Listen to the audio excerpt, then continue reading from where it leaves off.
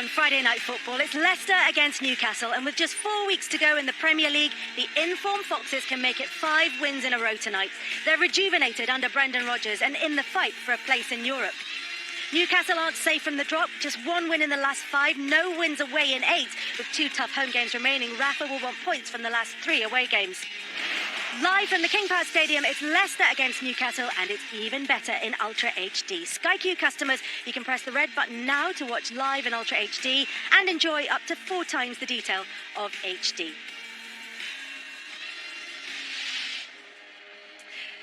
Welcome to the King Power Stadium, and welcome to our viewers in the US who are watching our Friday Night Football coverage on NBCSN. But before we look ahead to the game, Jamie, the news just reaching us this evening that former Liverpool captain Tommy Smith has died, but what a career he had.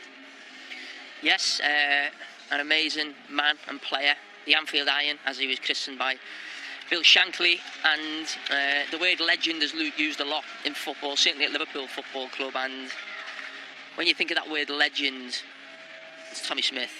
And the reason being is because with how people like him, who brought the first FA Cup back to Liverpool, the first European Cup in Rome, he scored it in that game. That isn't what Liverpool is now, really. So they're the proper legends. And there's been lots of great players for Liverpool throughout the years and the history of the club. But you think of them all and the word legend again, but no matter what comes after, what's come before, there'll never be another Tommy Smith. Jamie Carragher and Gary Neville, part of our team here this evening for Friday Night Football. It is Leicester against Newcastle, 2 former Liverpool managers in charge of these teams. Very different positions as far as the table is concerned. For Leicester and for Brendan Rodgers, they're rejuvenated under their new manager. Yeah, they've had a brilliant last few weeks. I think favourable set of fixtures, but they've won them. Fulham, Burnley, Bournemouth, Huddersfield. I think it feels like a perfect marriage in some ways, in that Brendan Rodgers likes to play a high pressing game, high energy. The average age of this squad has dropped in the last few years. They've got some real talented players. It feels like a good time for him to come down here. It wasn't a surprise with Claude Puel. I think there were rumours emanating out of here last season that he was struggling, and it took probably a lot longer than we all thought it would take. But I think it feels like now that players are happier. We're hearing, you always know what Leicester players are like. They let us know how they're feeling, and I think they let the owner know here how they're feeling, and the board. And I think from that point of view, it feels like they've got the manager that they wanted. I think they're obviously a lot more energetic in training. They're a lot more energetic in their performances. And they look like they're enjoying it, and Brendan Rodgers himself is enjoying it. The Newcastle fans certainly have the manager they want in Rafa Benitez. His priority to keep them in the Premier League, and of course the club's priority to keep Rafa Benitez. Yes, I mean, it always feels up in the air with Newcastle, and it's not just since Rafa Benitez is there, it's been since the ownership of Mike Ashley, really. No one really knows what's happening as the club moving forward.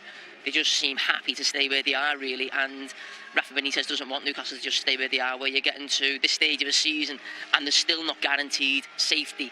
He wants to be in Leicester's position, where they're looking, can they be the team outside the top 6 that really push that top 6, maybe for European honours, maybe a Carabao Cup win, something, the first trophy Newcastle could win for a long time. Rafa wants to be that man, and at this moment it's sad for Newcastle, the fact that Leicester are a better team, spend more money. When, no disrespect to Leicester, I know they've won the title, but in terms of size, really, you can't really compare Leicester and Newcastle, but that's just the position Newcastle are in at this moment. Let's get the team news then ahead of this evening's game. As far as Leicester is concerned, Harry Maguire is back for them, and Jamie Vardy looking to continue his hot streak for Leicester. That's 6 goals in the last 5 for Vardy. As for Newcastle, couple of changes made by Rafa Benitez. Dummett is in for Lejeune. Manquillo is in for Yedlin as they look to get a rare away result for Newcastle. This is how the table looks. Leicester in 7th place, but they're level on points with Wolves, who they've already played a game more than, as Brendan Rodgers tries to make sure that his team finish it in a position that could well qualify them for the Europa League next season. And at the other end, for Newcastle, 7 also the magic number. They are 7 points from Cardiff, who now occupy the remaining relegation place. But Newcastle have already played a game more than their Welsh counterparts. This is what's happening this weekend. Tottenham against Huddersfield is the lunchtime kickoff on Sky Sports. Big games as far as the bottom of the table is concerned. Brighton are at Bournemouth. Burnley take on Cardiff. Fulham against Everton. Southampton Wolves. Man United West Ham is the evening kickoff. Palace against Manchester City and Liverpool against Chelsea as attention turns to the title race on Super Sunday. And the fifth and final live game of the weekend on Sky Sports. Watford against Arsenal, the Monday Night Football, alongside Jamie and Gary with David Jones. Right now, though, Jamie Carragher is in the tunnel waiting to talk to Rafa Benitez. OK, thanks, Kelly. I've got the Newcastle manager, Rafa Benitez, with me. Rafa, 7 points off the relegation zone as we go into the weekend. Do you think if you could win tonight, that would be the end of your relegation fears? Yeah, obviously, if we can win, we know that will be a tough game, but we have confidence that at least we can fight and we can try. And I think it will be difficult for Cardiff, but still we have to carry on. So we have to play this game, see what happens, and still we have another 4 finals. Leicester in great form, scoring lots of goals, lots of young attacking players. Has there been a lot of work done on the training ground this week to nullify that threat?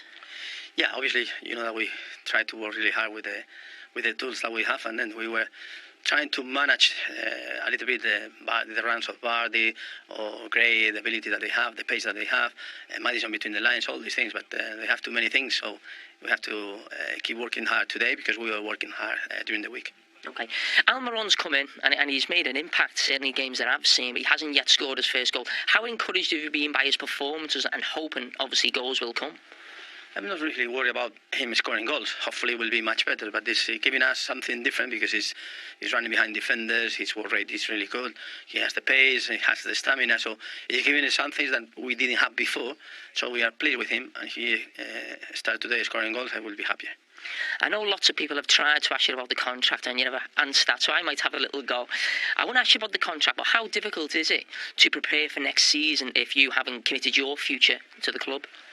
Yeah, we are working on what we can do now, that is prepare a game. So I said so many times, still we are not safe. So we have to do our job. We have to be sure that we are safe, and after we can analyze everything.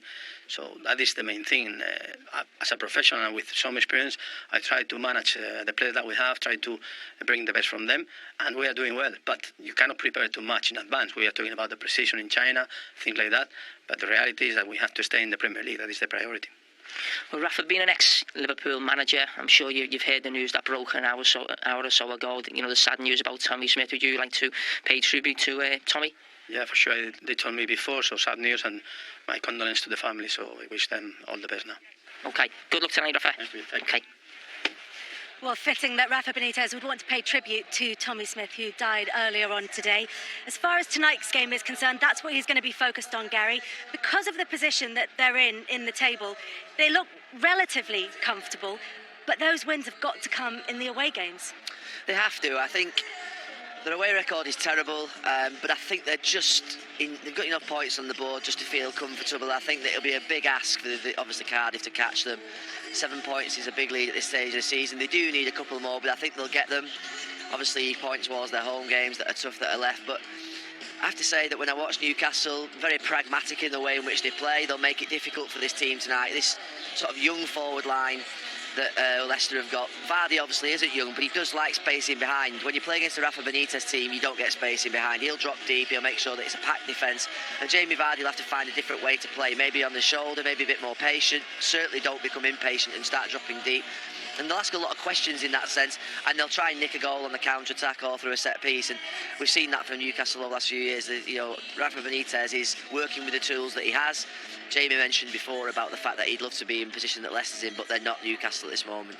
They're not Newcastle, Jamie, who's just come around the corner to join us. But as far as Rafa Benitez is concerned, from the group of players that he has, are they where they should be in the table? Yeah, I think so. I don't think it's ever a squad we look at and think that's going to go down, but you look at the squad and you're thinking it really attacked that. Teams in the top half, the top 10. I think they finished 10th last season, but that was more of a late rally towards the end of the season, getting big results. For the majority of the season, the questions around Newcastle was relegation, and that should not be happening in our position. We should not be talking about Newcastle in terms of relegation. We feel like every season, certainly the last few years, we come to their games and the same questions are asked. Newcastle should be what Leicester are being exciting, young, vibrant team, hoping to challenge the teams in the top 6, and with a great season you might really push for a cup or challenge for European places. I think that's where Newcastle should be, but until the ownership changes it won't be happening. But how long are we as pundits going to sit here season in, season out? I think we've been doing it now for 5, 6, 7 years. It's that year under Alan Pardew where they did get up the league, where we say we shouldn't be talking like this about Newcastle. They are a club that are in the bottom half of the table. They are a club that are underperforming, that go down. We're still reverting back to the sort of mid-90s and thinking about that because obviously it's still alive in our heads. But those days have long gone. And I agree with you in terms of the actual position of the don't you think that I get what you're saying, because even when I was a kid, Newcastle were what you call a yo-yo club. But in terms of actually the size and money generated in the Premier, you can't argue that Newcastle are not in the top 10 biggest teams in this country. And if you are in the top 10 biggest teams in the country, you should be showing that in terms of, No, I don't dispute the fact of the size of the club. The size of the club is huge. The fan base is incredible. The stadium's amazing. When I go up there, I absolutely love it. But there is some big problems. Obviously, the ownership is one of them. But attracting players up to the North East of the calibre that you need to attract. Unfortunately, it's not just the North East, it's Yorkshire and even parts of the North West. Players prefer to play in the south of England. They prefer to move to London and clubs around that area. There's going to have to be a model change for Newcastle, a distinctive model change for them to be successful and get back to where we talk about they think they should be in the future, which is challenging the top 6, in the top 4, being one of the biggest clubs in the country. They're going to have to do something completely different because players won't go up there and live up there for 3, 4, 5, 6, 7 years, unfortunately, in masses. My problem, I never see Newcastle one of the biggest clubs in the country. What I see them as a team who should always be in the top 10. They should always be around that mark with Everton, West Ham. We don't talk about Everton season in, season out of nearly being relegated. This is happening year in, year out. I think it's happened 2 or 3 times under Mike Ashley. Newcastle should not go down in the Premier League with the finances, the size of the club, the supporters that they get in. They're not someone who I think should be in the top 4. I think those days have gone, but it shouldn't be a team fighting relegation. I think they are one of the biggest clubs in the country. No, but do you see them getting into the top 4? No, but if you think of the investment that's gone into Manchester City and into Chelsea, Newcastle got a far bigger fan base than those clubs, far bigger crowds than those clubs now even. So from my point of view, all they need is somebody to come in and do what somebody has done in terms of Manchester City. If you said to me 15 You've just said they've got to change the model. No, change the model or change the ownership, but you have to change the model as well. You change both. Well, yeah, but you have to change both. But my point is, they are one of the biggest clubs in the country. The fan base is incredible. They get bigger crowds than Chelsea, Manchester City. One of the things that is true, though, is that Rafa Benitez has the backing of the Newcastle supporters. We're going to be talking about his opposite number, Brendan Rodgers, next, who was all smiles as he made his way into the King Power Stadium. But Jamie and Gary went to meet him and they soon changed all that.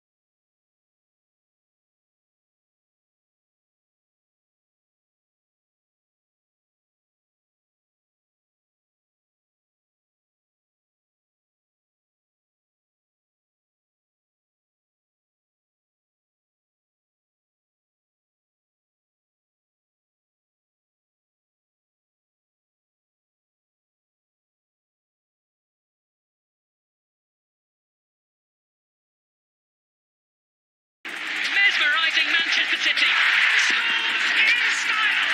It's a crazy moment. Could this be their time? Could this be their title? All of that to look forward to this weekend on Sky Sports. Crystal Palace take on Manchester City first. Then it's Liverpool against Chelsea. All the coverage from 1 o'clock on Sky Sports Premier League. Welcome back to the King Power Stadium and welcome to our US viewers who are watching on NBC SN this evening. Jamie Carragher and Gary Neville alongside me. Gary, you've been saying for a couple of weeks now, you think this might be the game that halts City. I just feel that everyone's talking about the Manchester Derby as being the game that will be the biggest test for City. not ignoring this game, but I just feel Crystal Palace away. They've had difficulties there in the past. Crystal Palace have beaten them this season. I just feel like, particularly with what happened in midweek in terms of them losing against Tottenham, I think it's a huge challenge for City on Sunday, and a game that Pep Guardiola will not be nervous about, but he certainly will be wary about it. As for Liverpool, the match is against Chelsea, which inevitably draws comparisons with the season in which Liverpool were last challenging seriously for the title. It does, and there'll be a lot of talk going into the game, as there is now. Newspaper reports, everything looking back, as it was unfortunately for Liverpool. It was almost like an iconic moment for the Premier League, if you remember. Everyone looks back at that game, and Jurgen Klopp has said he hasn't thought about it one bit, and he's got nothing to do with him. He wasn't involved. Very few players there involved. I think Jordan Henderson and Daniel Sturridge and the goalkeeper Mignolet. But I don't think the players and the manager now will be thinking about that game at all. But I think supporters will, going into that game, and I feel like it'll almost feel like a huge statement, not for Man City or the Premier League, for Liverpool themselves, as if like this Chelsea game can't stop our title bid this time. It stopped it before, it's not going to stop this one. And I think psychologically for the whole club, I think if you could beat Chelsea, and I've always felt the Spurs, Southampton, Chelsea, that 3 games together, if Liverpool could come through that unscathed and not dropping points, they're in a hell of a position to win that title. Well, let's hear what Jurgen Klopp had to say ahead of the match. Before that, though, Pep Guardiola. Selhurst Park is always difficult. I have been, not just for the stadium itself, for the quality of the players they have. In all departments, they are really, really well organized, and up front they have quality players to do actions 1 against 1, 1 against 2, 1 against 3. So, but 6 games left to finish the Premier League. We know we are what's playing for, and we're going to prepare well. Chelsea's in a really good moment, though that's the most important thing for me to know, because we have now 2 opportunities to watch them during the week. We had them on Monday against West Ham. Yesterday night I watched them, of course, in Prague, and they're really in a good moment. That's the truth. Away they had incredible results. Roy Hodgson is an experienced manager with a lot of quality, have lived different experiences in different countries, and he knows he handled that situation. We cannot forget, especially last season when we took over as a manager in a position nobody trusts, he could, stay in the Premier League, and he did it, and this season may continuity what he has done last season. I heard about that incident.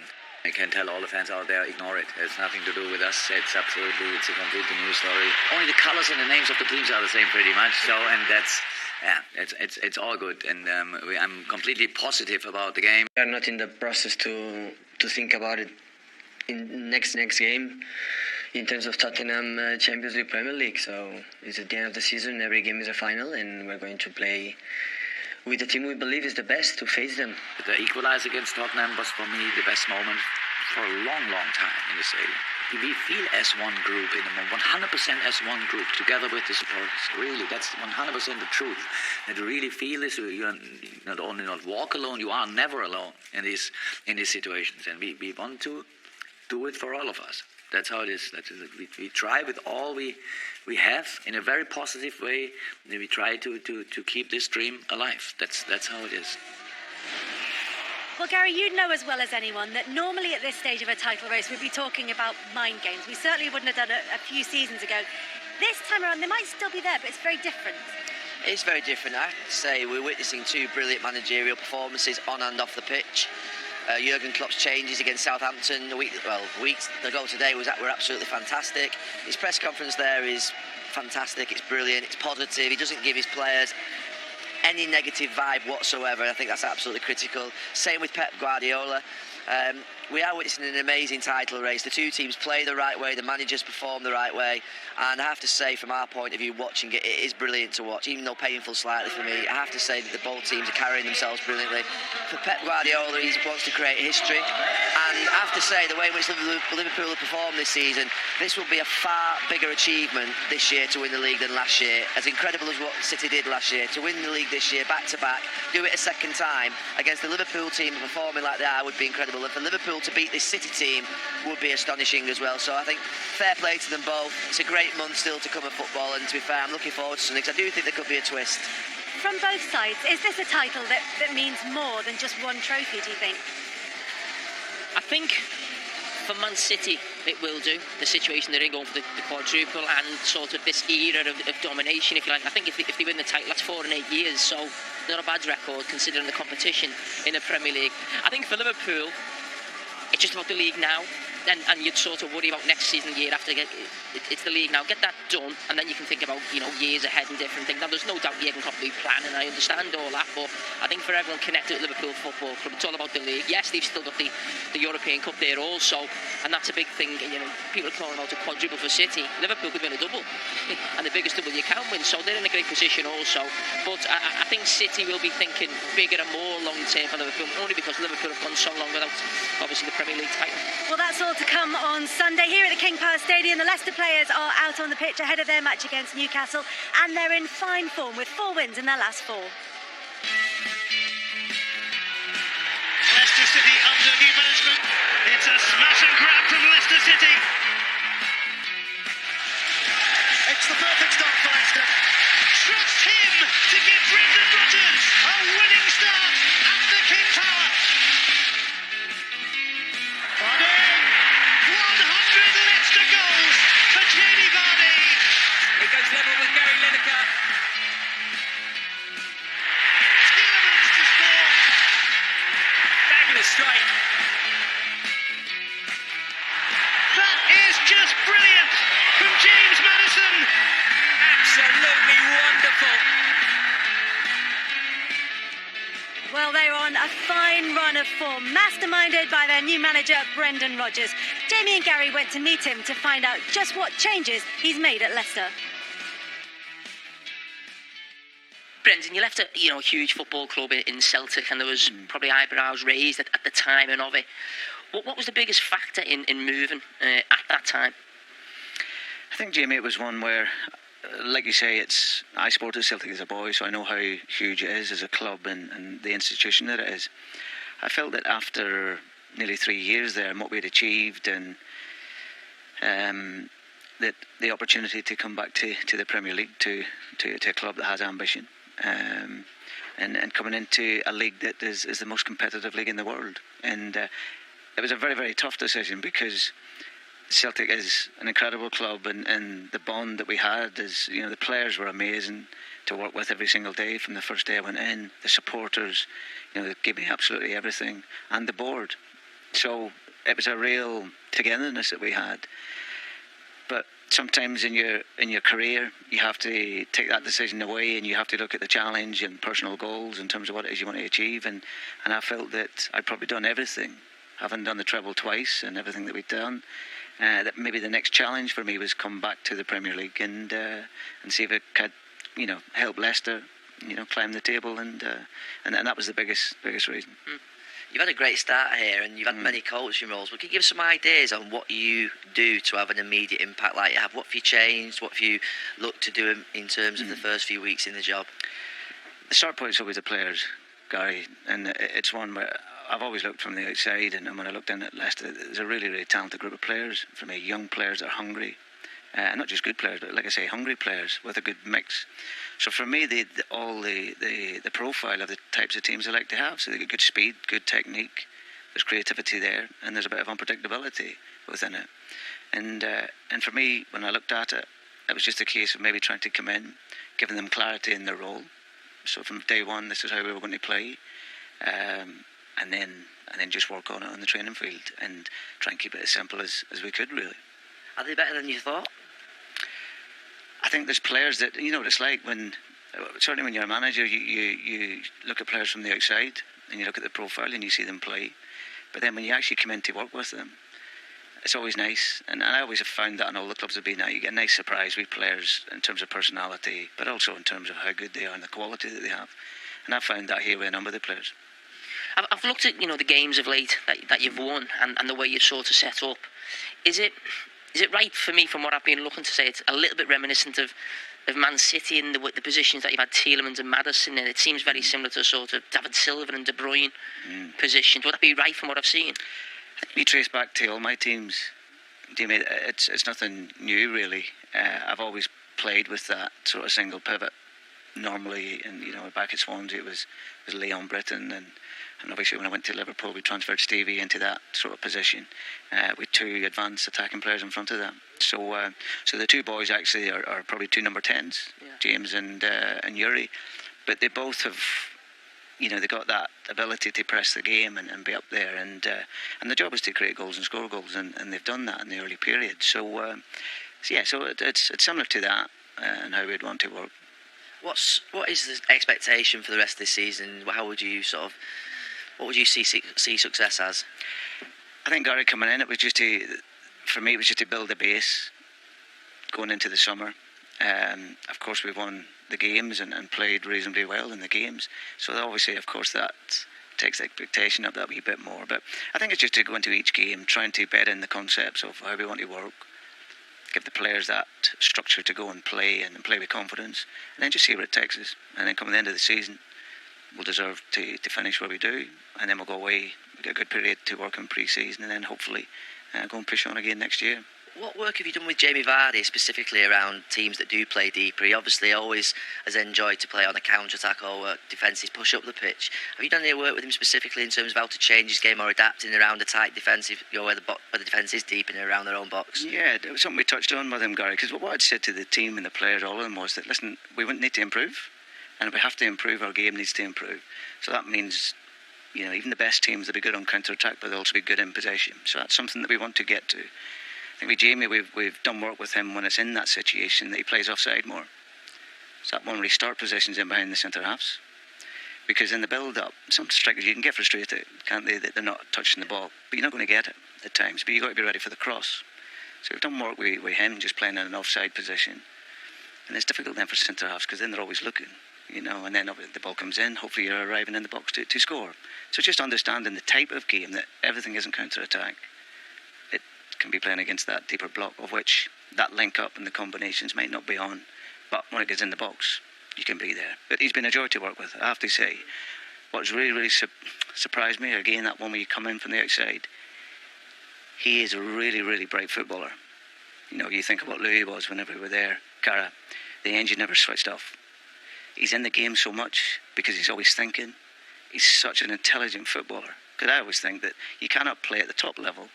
It's impossible unless you're a top footballer in terms of football intelligence. And he has that, which from the outside you would maybe not see. You see goals, you see runs, but he's always in the game because he's always thinking about the game. Great, well, all the best tonight. Pleasure. Hopefully we'll see you after. Hopefully. Thank you. Cheers.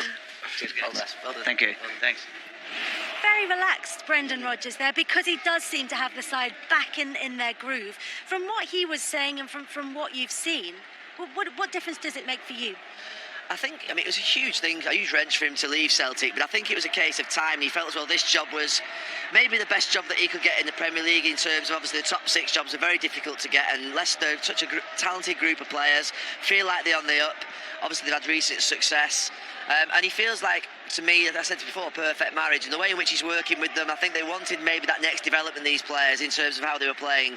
They wanted more from them. He wants more from players. He wants them to press on, push up the pitch. I think he'll demand more from the back players. You think of the way in which Leicester always used to play, drop off and counter-attack. They won't be allowed to do that. So it's actually probably something very different for these players. And I think players nowadays need stimulation in terms of new tactics, new types of methods. And I think that's what they'll be getting, and that's what they're responding to. In some ways, those new tactics and the new expectations were what hampered Jamie Vardy in the early part of the season. So what's Brendan Rodgers done from what you've seen to bring out the best in him? Well, it's interesting in terms of Jamie Vardy, working with him sort of with England a few years ago, and he was a typical, what I call raw non-league striker coming into the Premier League, in terms of he was a nightmare to play against, ran every single channel, ran after every single ball, made it horrible for defenders, but particularly liked spacing behind a defence that pushed up the pitch. And with where Leicester were, where teams potentially underestimated them for sort of a season or two, he got lots of goals like that on the counter-attack. There was then a period where I was probably a little bit tough on him, probably a couple of seasons ago, where his goals dropped a little bit, where I said I think he needed to go back to being, it's that season there, 2016-17, and at the time I was suggesting that he needed to go back to being a non-league striker. What I meant by that was those qualities and values that had got him where he was. Actually, in hindsight, I was probably wrong in the sense that teams were adapting to him and dropping off against him and making it more difficult. And what we've seen since, and Brendan Rodgers alluded to it there, is that he's become a far more intelligent player. He plays now more. Obviously, teams aren't surprised by Jamie Vardy anymore.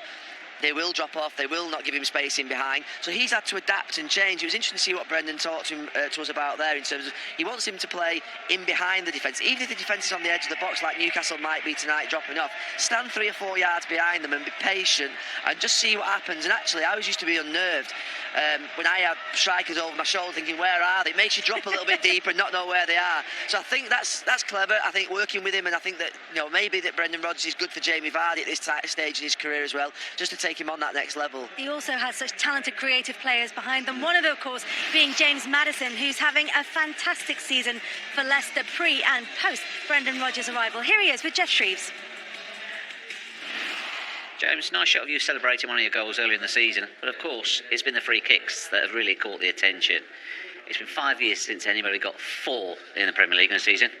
Can you go one better and catch them? That's a good statistic, that. Yeah, I hope so, yeah. Hopefully tonight's the night that I can put that record to bed. But yeah, they've been flying in of late and I've been practicing a lot on the training pitch, so I was glad to see the hard work paying off there.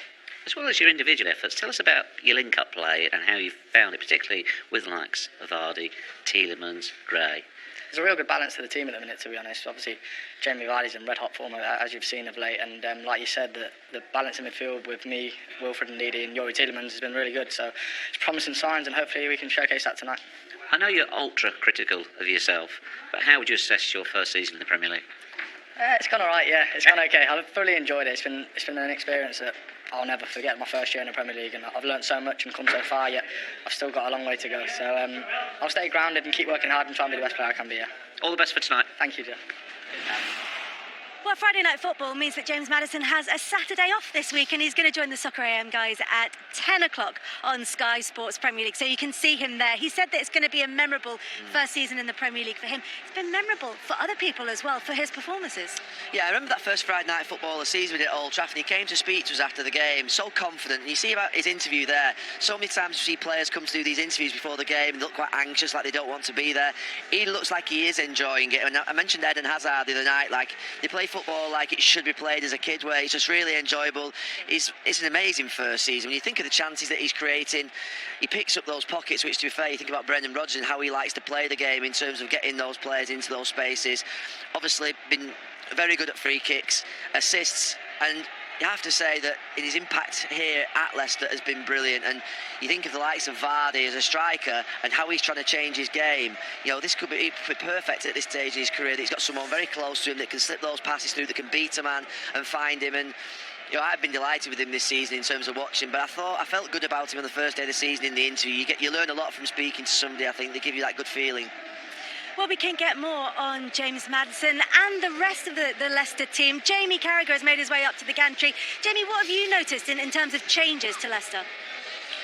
Well, certainly speaking to Brendan Rodgers early on in his office with Gary, he spoke about how excited he was to work with this young team. And there's no doubt he's revitalised this team. Just look at the stats now and the big difference. And obviously you look at the win percentage there, obviously huge because of the run that they're on at the moment. But certainly in terms of things like this, their goals right up there, almost double, shots, possession up as well.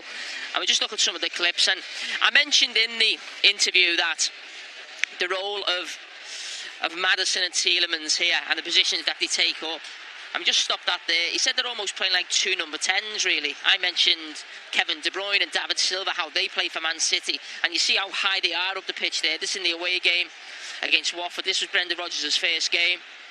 And that man at the top of the pitch, Jamie Vardy, must be absolutely delighted with the players he has in and around. And now also in central areas.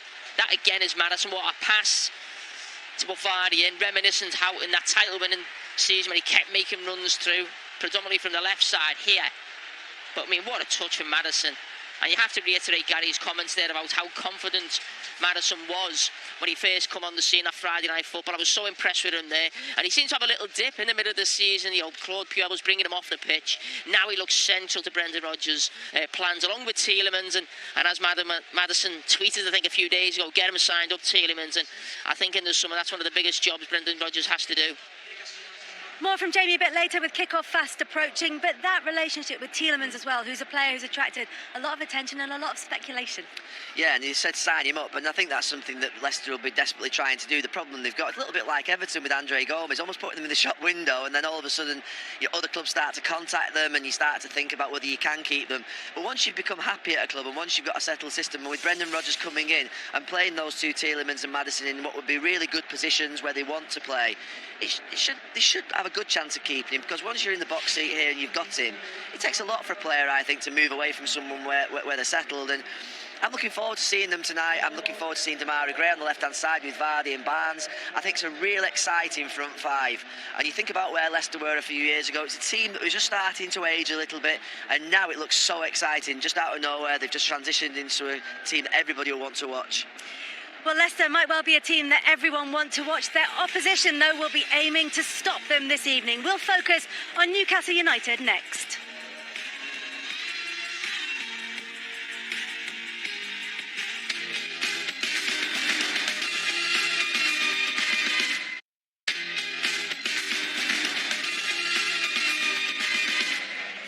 Welcome back to the King Power Stadium, and welcome to our US viewers who are watching on NBCSN. Gary, we talked about the threat that Leicester pose. Newcastle are going to have to try and stop them somehow. We know that Rafa Benitez can set up his teams to do that. How important is Jamal Lascelles going to be this evening? The most important, I always feel that he's the leader in the back five, the one who sort of sets the example. I remember doing the game up there at Christmas time at Manchester United. I thought he was absolutely incredible, throws himself at everything. When you think about Newcastle's fans, which obviously that passion that they have, and they always want that sort of lead, that somebody to sort of believe in. And for me, it feels like he is the one on the pitch that they know always wears that shirt with pride, passion, and how it should be worn. And he's got a big job tonight. I think the big job for him in some ways is the sense when you play against the back five and you have a back three sort of centre-backs and you've only got one striker, that's a problem sometimes. How do the other two organise? How does he organise? Does Vardy go and play behind him? And does he then end up in a situation where the other two are spare and they might leave him? I think that's the most important thing for him tonight, is to make sure that he stays patient, doesn't go searching for people, that his two centre-backs alongside him will go searching for people, because the likes of Maddison, Tielemans, they won't always be where they want them to be, and it might be that at times they just have to be a little bit patient in the defending, and he'll have to take the lead on that. There are options, as you said, for Jamie Vardy. We've seen him play in different ways, particularly over the last couple of seasons with changes of manager. From what Brendan Rodgers says, what are the particular issues that Lascelles is going to have to deal with from Vardy, from the way that Rodgers wants Vardy to play? The obvious is that he won't want to be one-on-one against him in a race 30-40 yards from goal. That's the main thing with Jamie Vardy, is to make sure that when someone like Tielemans or Maddison is on the ball, always just give yourself that 3 or 4 yards, let him have it into his feet. That is definitely the lesser of the two evils. And I think also making sure that with 3 at the back, Newcastle shouldn't get caught on the counter-attack tonight. They really shouldn't, because there should be always at least 2 of them back, even if one moves forward and steps in. So I would expect that from that point of view, that would be a real disappointing way for Newcastle to concede a goal. And all of those Newcastle defenders, Lascelles in particular, just making sure they give themselves that yard against Vardy. As for Salomon Rondon, what's going to be his role this evening? Well, the main thing is, I always think when sometimes you play away from home, sometimes you're deep in defence. Certainly Leicester now are a lot better at possession and keeping the ball, making sure that when the ball goes up to him, he does something with it in terms of either getting a free kick, holding it up, giving the opportunity to the other players to obviously get near him. What we do know about Rondon is he's a threat in the box. 9 Premier League goals this season isn't a bad return. I think he's someone who is performing for Newcastle. The likes of Richie can deliver to him, so if they can work up the pitch and get into good crossing position,